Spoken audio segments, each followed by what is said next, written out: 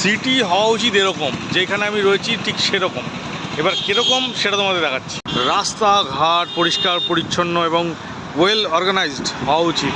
যেরকম এই জায়গায় দেখো যে একটা মানে দুটো লেন আছে, গাড়ি দিক দিয়ে আসছে এবং সেম জিনিস ওইটা দিয়ে গাড়ি যাচ্ছে। তো মাঝখানে কতটা প্যাসেজ যেখানে কি না গাছ তোমার গিয়ে লাগানো হয়েছে, আর চাইলে এখানে তুমি রেস্ট করতে পারো, বসতে পারো, দাদা যা খুশি করতে পারো, যা খুশি মানে কিছু কিছু জিনিস বাদ দিয়ে অবশ্যই সেটা। তো এরকমই হওয়া উচিত একটা সিটি, যেখানে কিনা অফুরন্ত স্পেস থাকবে, লোকে চলাচল করতে পারবে, তারপরে ওয়াকিংয়ের জন্য, হাঁটার জন্য বিশেষ ব্যবস্থা থাকবে, মানে যেন যানজট না হয়, পলিউশন না সৃষ্টি হয়। এই জায়গাটা যেন কতটা ওয়েল ডিজাইন করে সিটিটা বানানো হয়েছে। নিউ টাউনে রয়েছি আমি, নিউ টাউনে একদম রয়েছি আমি হচ্ছে বিশ্ব বাংলার সামনে।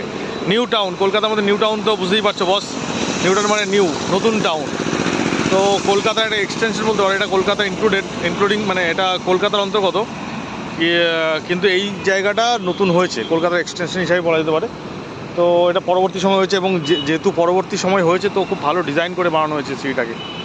নিউ টাউন সম্পর্কে তো সবাই জানো যারা কলকাতাবাসী, আর যারা বাইরে থেকে, বিশেষ করে ভারতের বাইরে, আমাদের ইন্ডিয়ার বাইরে থেকে যারা ভিডিও দেখছো, তারা দেখো যে আমাদের সিটি মানে কতটা পরিষ্কার পরিচ্ছন্ন, বিশেষ করে নিউ টাউনের এরিয়াটা। যদি কলকাতায় কোনো সময় ভিজিট করতে আসো তাহলে অবশ্যই একবার নিউ টাউনটা ভিজিট করে যেও। এখানে আসলে পরে বুঝতে পারবে সিটি কতটা উন্নত মানের হতে পারে। এখানে কোনো মানে যেখানে যা বিল্ডিং দেখবে প্রত্যেকটা বিল্ডিং কিন্তু সবই উন্নত মানের। এইটা যেরকম ধরেছে এটা একদম নতুন বিল্ডিং, ঠিক আছে। এটাতে কী তৈরি হচ্ছে আমরা জানি, সম্ভবত শুনি যে আমি পার্কিং অ্যালট করা হচ্ছে এটা। আর এইটা হচ্ছে হিটকো ভবন। এখানে যা দেখবে, এখানে লিভিং মানে থাকার জায়গা রয়েছে, সেই দূর দিগন্ত দেখতে পাচ্ছি, এগুলো কিন্তু থাকার জন্য, সব কমার্শিয়াল প্লেস নয় ওটা। তো এরকম ধরনেরই হয় সিটি, আর এরকম ধরনের হওয়া উচিত।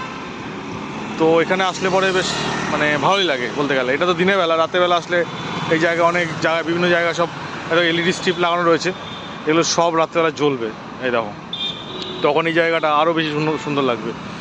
তো this is my city, Kolkata city. তো তুমি কোন সিটি থেকে দেখছো, আর তোমার সিটি এরকম কিনা যদি হয়ে থাকে তাহলে অবশ্যই জানিও কমেন্টসের মাধ্যমে।